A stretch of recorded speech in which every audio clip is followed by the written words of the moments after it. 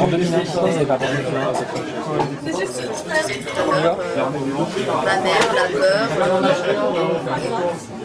peur d'avoir une étiquette, la volonté qu'on n'imagine pas que j'ai voulu faire de la pub, toutes ces raisons ensemble,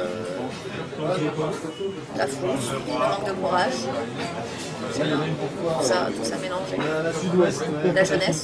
Vous avez entendu parler d'autres personnes qui auraient vécu une histoire similaire? Vous en connaissez? Je ne les connais pas personnellement, mais certaines, je connais leur nom et j'ai entendu beaucoup d'histoires. J'ai lu une interview pareil cette nuit de Thierry Ardisson sur RMC, qui dit lui-même, c'est arrivé à des dizaines d'amis à moi, je ne sais pas combien il dit exactement, 10 ou 15, qu'importe. J'en ai croisé 1000 des personnes comme ça qui me disent c'est arrivé à plein d'amis à moi.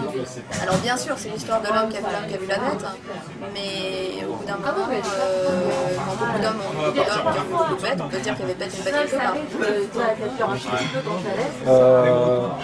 À votre connaissance, il y a déjà eu des plaintes qui ont été déposées ou pas? Je ne sais pas. Vous ne savez pas? Vous, est-ce que vous souhaitez porter plainte aujourd'hui? Je ne sais pas du tout quelles vont être les suites légales qui vont être données, parce que moi j'ai vécu tout ça de très loin à la campagne. C'est-à-dire que là où on se parle, tout ça, cette espèce de buzz médiatique dure depuis quelques jours, et moi j'ai tout découvert cette nuit.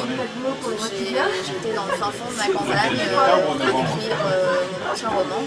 Et sans internet, avec un téléphone qui passait accroché à une fenêtre. Donc voilà, vous êtes bien placés pour le savoir parce que quand je vous ai eu au téléphone, ça passait très très mal. Quand les journalistes que j'ai eu au téléphone, on a eu du mal à se rappeler. Et donc a fortiori, j'ai pas eu de journée. Voilà, donc je sais pas du tout ce qui va être à ce moment-là. Vous l'envisagez éventuellement? Oui, j'envisage. Je l'envisage, mais je ne sais pas du tout si ça va se faire. Ni si je suis pas juriste, je ne sais pas du tout quels sont les délais de prescription, je ne sais pas du tout. Je sais que dans ce genre d'histoire, c'est parole contre parole, et voilà, je ne sais pas. Ok. Est-ce que vous avez subi des pressions à l'époque? J'ai pas subi pression en tant que telle. J'ai eu beaucoup de gens qui m'ont dit on sait que c'est vrai, mais enterrer l'affaire parce que c'est tout ce qui est à gauche. C'est vrai qu'à l'époque, il était de la section de la gauche. Et je continue de penser que c'est un homme qui, politiquement, est tout à fait valable. La vraie question qu'il faut se poser maintenant avec ce qui se passe, c'est, moi en tout cas, en dehors au-delà de mon problème à moi, c'est que c'est donc un travers qui est connu de tous depuis très longtemps. Donc c'est quelqu'un qui met un très haut poste, qui a un talon d'Achille, qui a en fait un talon de Priape qui est énorme. Est-ce qu'on prend le risque de mettre à des postes aussi importants des gens qui sont atteignables, sur lesquels on peut faire pression dès lors que tout le monde... Quand tout le monde connaît votre talon d'Achille, vous devenez très atteignable, donc on peut vous manipuler, donc on peut faire pression sur vous. Donc c'est aussi le problème qu'il faut se poser en maintenant à des postes aussi importants. Depuis la semaine dernière, depuis qu'on a sorti notre premier papier, il y a des gens qui vous ont appelé pour vous dire, pour essayer de vous dire non, on ne va pas plus loin. Énormément. Donc, et il y en a aussi. Subissez des pressions. Et il y en a aussi dans un sens comme dans l'autre. C'est-à-dire que dans ce genre de cas, la personne qui n'a pas d'avis n'existe plus.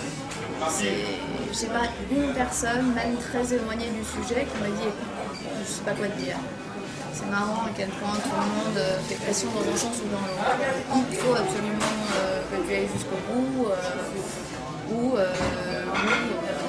il faut tout arrêter, il faut faire très attention.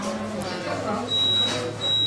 Je sais que j'ai été très choquée parce que j'ai eu aussi certains journalistes, certaines journalistes au téléphone à qui j'ai répondu comme je le fais avec vous, j'espère, de façon honnête et droite, et qui ont fait des papiers qui ne l'étaient pas.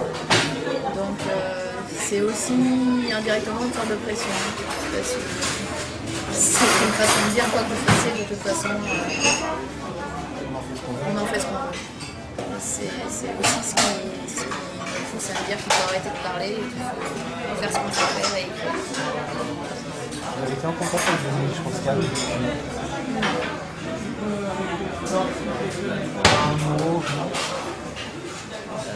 dans l'année qui a suivi, je l'ai croisé une ou deux fois en brasserie, mais ça va durer le temps d'un regard. Mais non, on ne s'est pas reparlé depuis.